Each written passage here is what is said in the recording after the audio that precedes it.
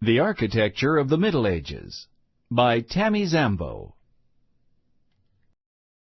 The spread of cultures. Throughout the Middle Ages, people from every direction interacted with each other through the trade of goods.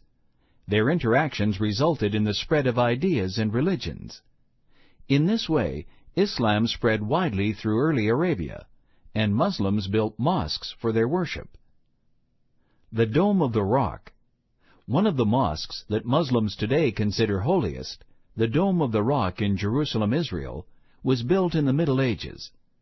The rock on which the Dome of the Rock rests is sacred not only to Muslims, but also to Jews and Christians, because it is the site on which important Jewish temples once stood. To Muslims, it is holy because they believe that Muhammad ascended to heaven from this site. A holy destination. The Dome of the Rock was built by a Muslim caliph or successor to Muhammad by the name of Abdul Malik, who wanted to construct a spectacular mosque that would draw large numbers of Muslims to Jerusalem. Abdul Malik wanted the mosque to be perfect, so he had an entirely separate mosque built first as a model near the primary site. Only when Abdul Malik approved of the model mosque did building of the Dome of the Rock begin. The Romans had already perfected the use of arches and had used them to build other domed buildings. Still, this shape was not at all common for mosques at the time that the Dome of the Rock was constructed. The architects followed the Romans' practice of building the dome on a base with 8 sides. To strengthen the base sufficiently, they used a series of arches that spanned columns and other supports called piers. A lasting treasure. The interior of the Dome of the Rock is divided by 3 rings of marble columns and piers. The innermost ring encircles the exposed sacred rock itself instead of a floor.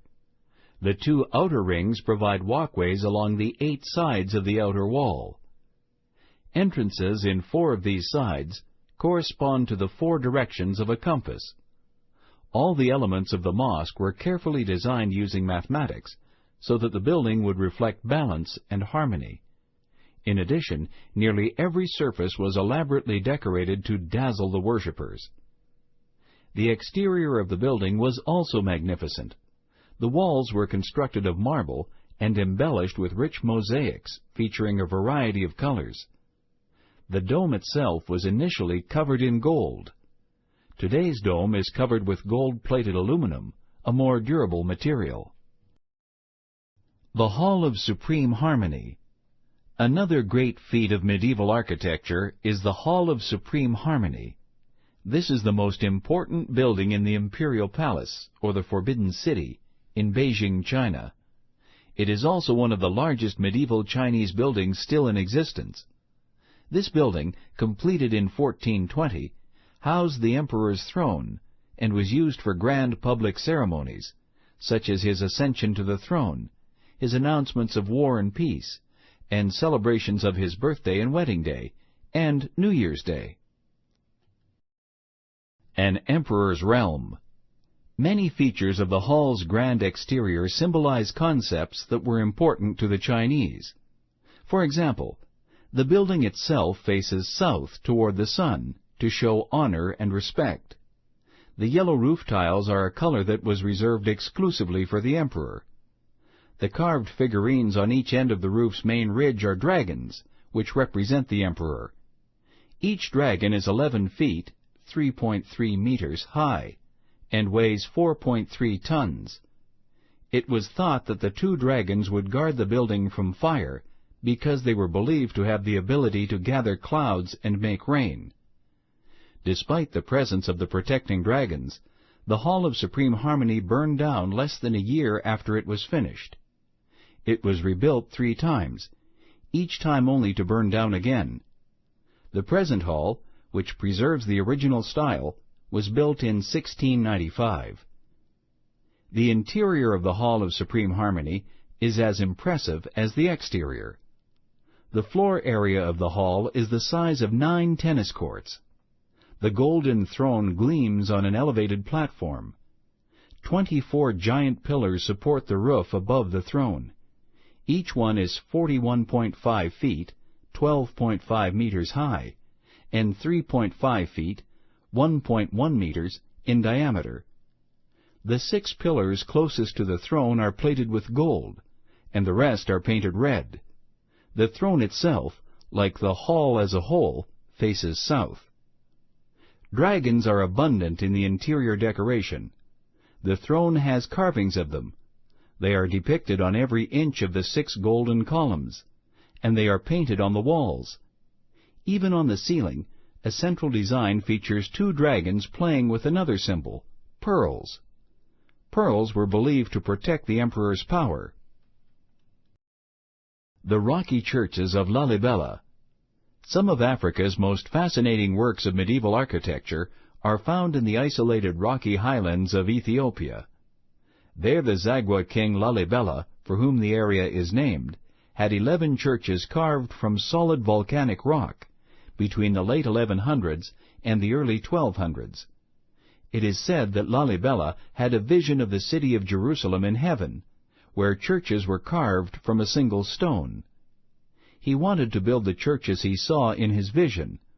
The resulting structures are not the only churches in Ethiopia carved from rock, but as a group they are the most impressive. Some of the stone churches stand below ground level, surrounded by deep trenches.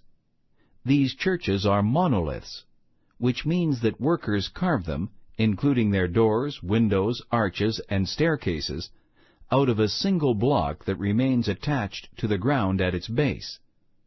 Other churches are carved directly into the side of the rock. Each church is between 3 and 4 stories tall. A maze of underground tunnels connects the churches. A mixture of architectural styles. A variety of architectural styles were used in building the Lalibela rock churches, and each of the structures is unique.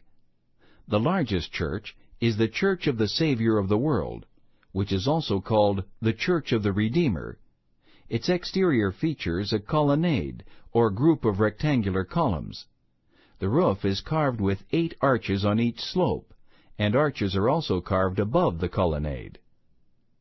The Church of St. George is carved in the shape of a cross.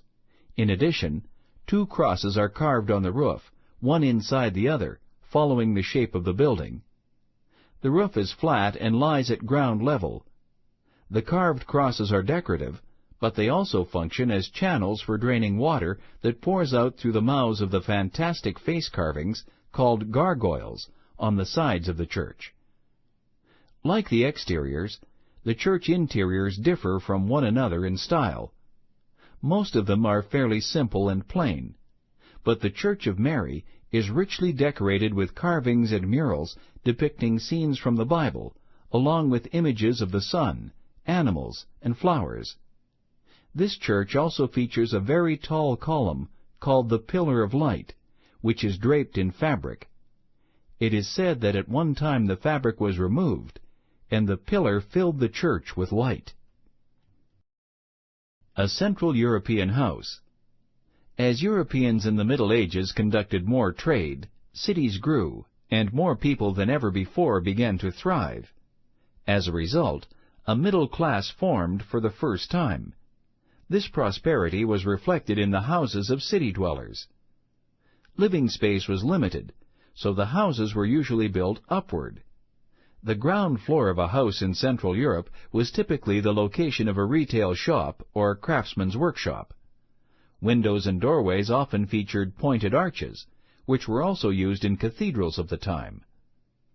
Above the middle floors of living space, the top floor of a house was often a storage area.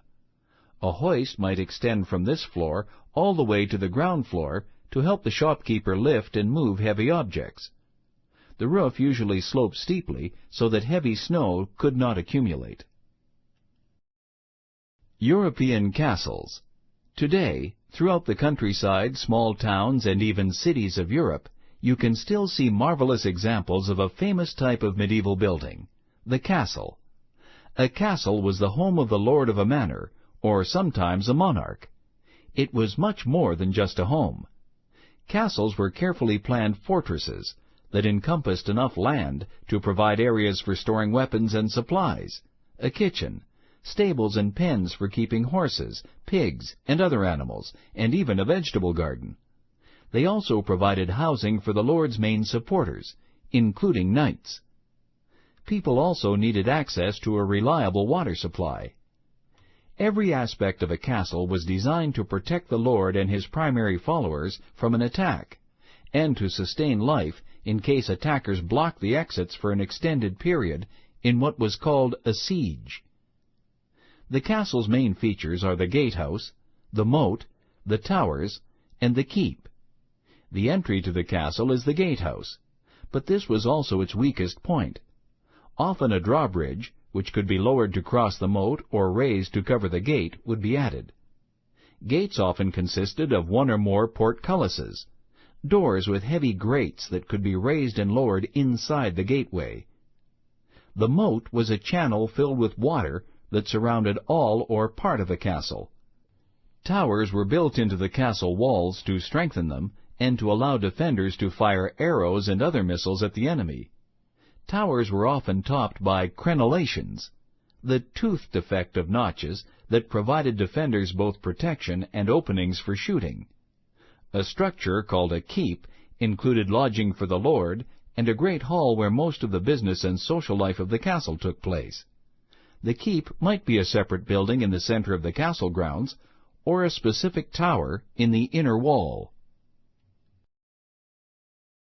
The Bible of the Poor.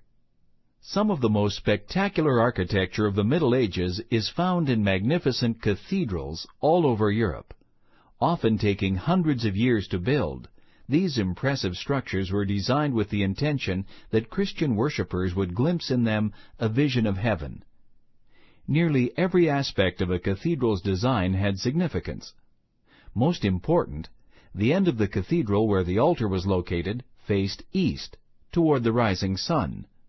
Another common feature was the cross-shaped design of the building, which incorporated an important Christian symbol.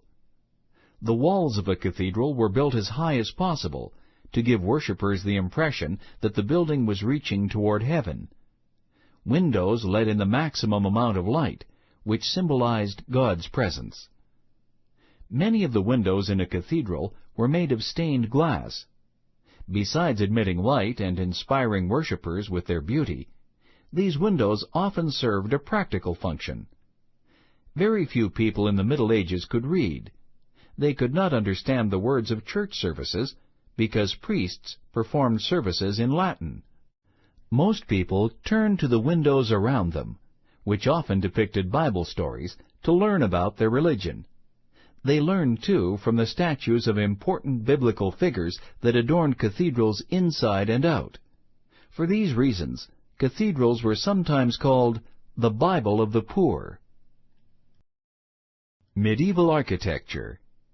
The building of places of worship and houses of various types in the medieval world used techniques shared by people from different parts of the world. For example, the Dome of the Rock was designed using domes and arches, a technique borrowed from the Romans. This carefully designed and elaborately decorated mosque became a place of worship for large numbers of Muslims. Carved from single blocks of stone, the rock churches of Lalibela remain special places for pilgrims to visit. The Hall of Supreme Harmony, with its impressive exterior and abundant decorations, reflects the Chinese emperor's power and importance. In medieval Europe, houses in the cities were built upward due to limited space. Castles were homes as well as fortresses, and cathedrals served as the Bible of the poor with their stained glass windows. Places of worship and houses throughout the medieval world shared common building techniques, yet each reflected its particular culture.